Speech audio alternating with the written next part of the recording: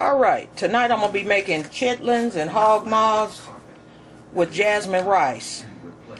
Basically, this is a small portion dish, more so than normal.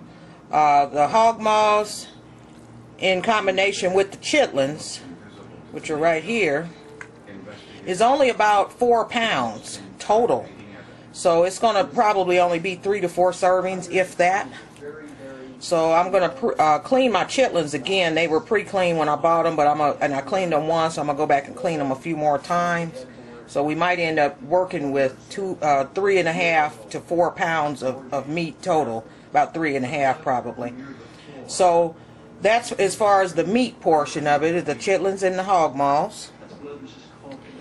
And then what I'm going to be using as far as preparing the chitlins in, or cooking them in, zoom out there for you so you can see. I'm going to be using 1 celery stalk. This is equivalent to about 1 carrot, a half a yellow onion, a teaspoon of minced garlic, and then I have a couple of potatoes, and that's going to help absorb the flavor once I start cooking the chitlins themselves. So we'll go ahead and get started. A lot of this process is simply cooking time. Oh, one other thing, I forgot the vinegar and the pepper flakes. And basically, you use about a half teaspoon to a teaspoon of red pepper flakes, and then about a half teaspoon to a teaspoon of white vinegar, depending on how much you want that taste. And then also the vinegar will help cut the any bacteria that's in there too. It'll help cut it with the heat. So we'll go ahead and get started. So I will see you back once I get the hog maws on, because we'll be cooking those first for about a half an hour at a high boil to get them somewhat tender, kind of parboiling those, and then we will add them to the chitlins.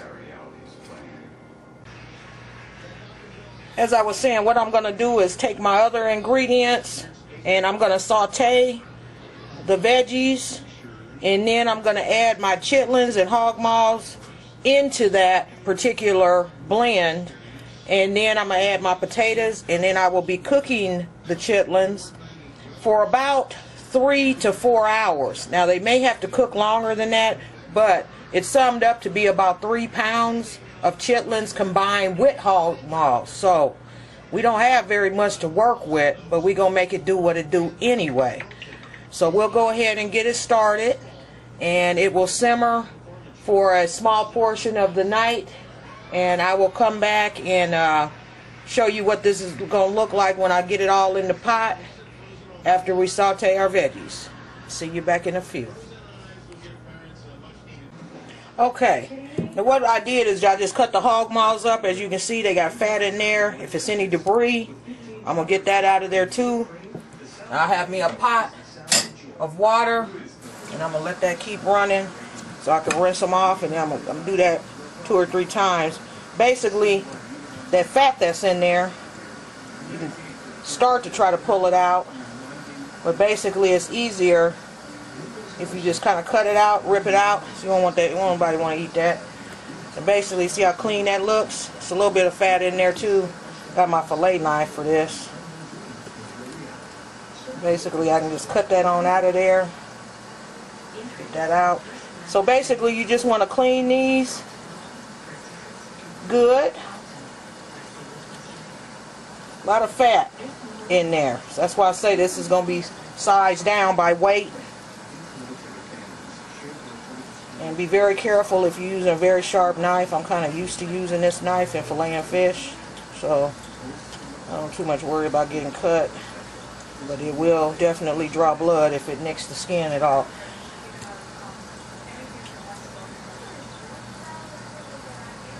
Alright, so basically I'm going to go ahead and finish cleaning these maws, and then we'll go ahead and we'll come back, and I'm going to show you the fat that's going to be left when I get done cleaning these babies. Alright, finishing up on cleaning these maws. As you can see, that just comes right off of there pretty much. Some of that's I'm going to leave on there because I don't want all of that to come off. This just a little bit of fat. Don't want them to be too green.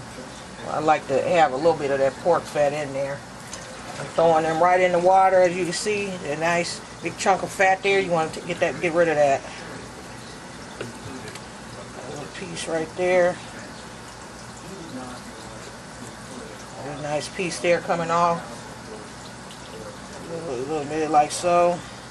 Slice that on off of there. Get off of there, bad boy. Alright, there we go.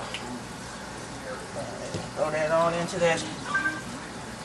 And this here's got a little bit of, you don't want that there.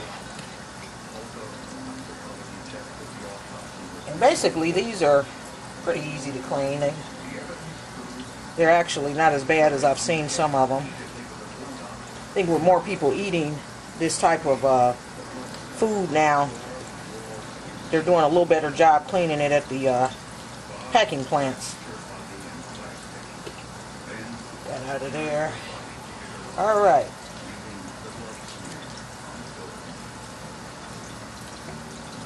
So I'll go ahead and finish this, and I'll see you back here in a few minutes. Almost lost my knife. Don't want to do that. Spot out. There we go. A nice chunk of fat. I don't even want to weigh that out because I know that's going to take the weight of the chitlins and Maws down drastically. But anyway, you don't want to eat all this. Some people will eat it, but not moi. So we'll go ahead and get started. I'm going to boil the hog maws for, or parboil them, so it'll only be for about 30 minutes. Got those ready to go. There you go, looking good, looking good. You don't see all that stuff floating around in there. Matter of fact, I'm going to rinse them off one other time. It's just a little few fat pieces in there, but the water is pretty clear. You want your water to be clear. You don't want it to be brown and all discolored. So we'll go back and check on them in about 30 minutes. But make sure you bring this to a boil. So we're talking about 30, 40 minutes by the time this gets up to a boil. Alright, I'll see you then. Alright, well here we go. We got the chitlins that are clean, silky smooth, clean.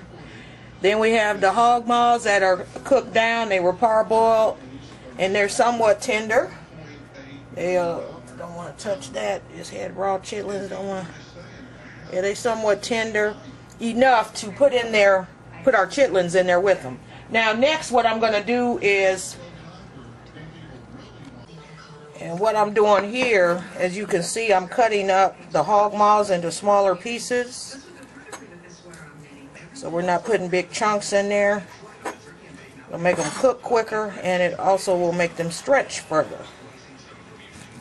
So basically, I'm just cutting those up. You can see nice and meaty. Those will be good. Easy to cut. I'm not giving myself a workout trying to cut them. And basically these will go in with the chitlins. And we'll cook those together with the veggies. We're going to add potatoes in there to absorb some of that chitlin flavor so I don't scare my neighbors tonight while they're sleeping. Alright, so we'll go ahead and get back to the sauteing veggies and mix all this stuff together. Okay, what I'm going to go ahead and do, I'm going to add a little bit of butter in there and just enough to saute our veggies in. And I'm not going to saute them to where they're soft, but just enough to where they're a little bit al dente per se. I don't want them straight soft and I don't want them straight crunchy.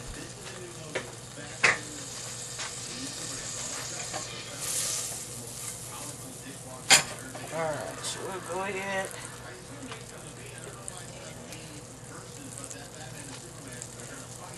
chop up my carrots and my celery.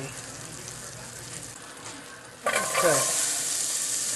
Put that in there. Got a little garlic in there.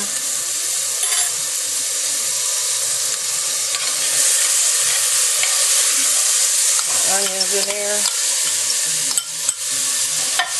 I'll put some of them red peppers off in there. Not many, but I'm going to put a few off in there. I'm going to give this a little spray.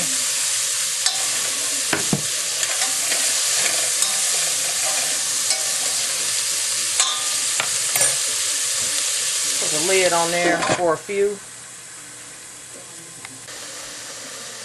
Alright, while that's sauteing still, I add a little bit of kosher salt.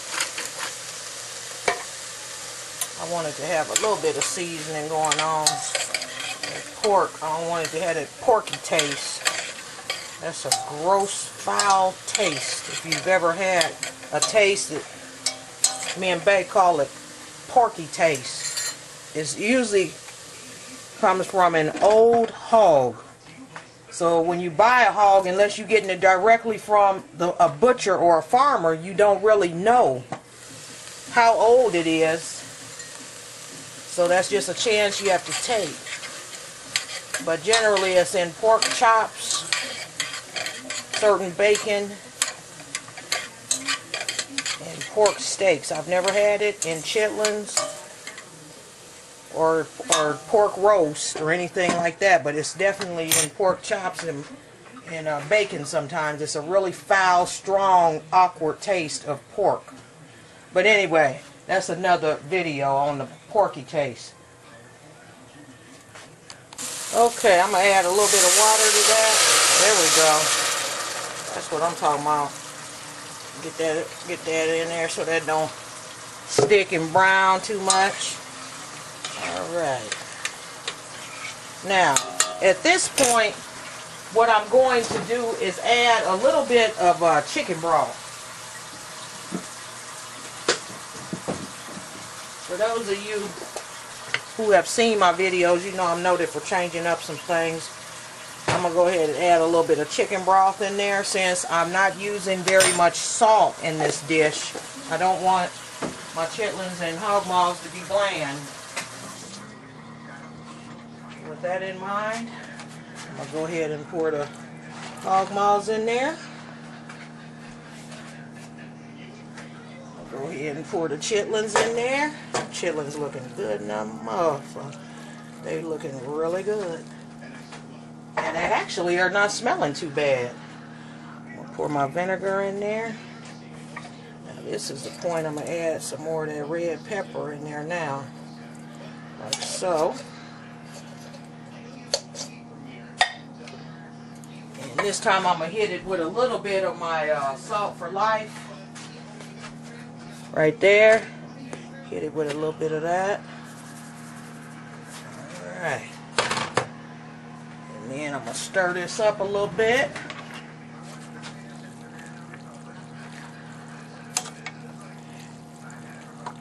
Basically, I don't want the water to go out of this. I think I'm going to have to add a little bit more water in there, but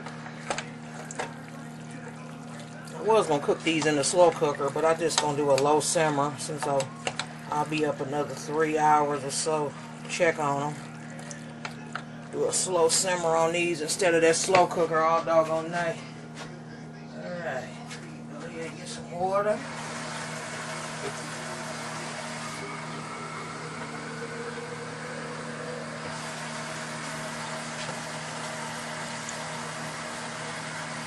Okay. There we go. Actually, I think that's going to be pretty good. Yeah, but they ended up weighing about 3 pounds even, actually. So, I was pretty close on what I thought it was going to take off. Say about 3 to 3.5 pounds. So, I was hoping it would be closer to 3.5, but that's pretty much what we started with almost. And I'm going to put my potatoes in there. And what the potatoes will do is absorb some of that flavor. You do not want to eat these potatoes, at least I don't when they're done, because they do not taste all that great unless you are a chitlin smelling eating a fan. The smell is going to be in those potatoes literally. But I do not recommend eating those. Okay, so we're going to put that on a low simmer and come back and check on it in about 3 hours. I'll see you back then. Okay, here we have our completed pot of chitlins and hog maws. As you can see, they are done. They are very, very tender. They are seasoned quite well. I did have to add a little bit more salt throughout as they were cooking. I did let this cook overnight after all on low, on top of the stove on low. And as you can see, that was about 12 hours of cooking actually. But it was overnight on low. Like I say, you can scale that cooking time totally different depending on how soon you want them. But I wanted this dish for today actually. The potatoes are in there, which have absorbed 90% of the smell, so it doesn't smell too bad in here. It smells more like I'm cooking neck bones or some type of bean meat. Alright, so we'll go ahead. I'm going to show you these a little closer. Got my jasmine rice going.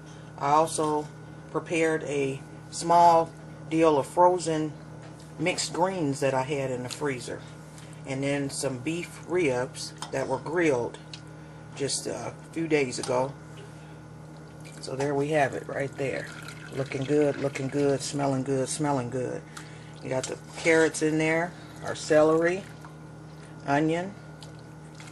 So these are very, very good actually.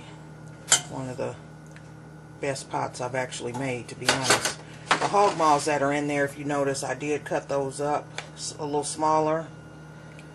They're cut like that. And it added for more stretching of the pork there. A nice chitlin there. That's what's up. This is going to be really good. So the dish will consist of chitlins, hog maws, jasmine rice, mixed greens seasoned with smoked turkey meat, and beef smoked ribs. So we'll come back. I will have a plate made and we will see what our finished product looks like when we put everything together. See you then. Alright, here we have our finished product. A nice hearty plate, low carb at that. We have our chitlins and hog maws, mixed greens with smoked turkey, a beef smoked rib, a little bit of jasmine rice, that's about a half a portion, and then one small piece of cornbread. To wash it down,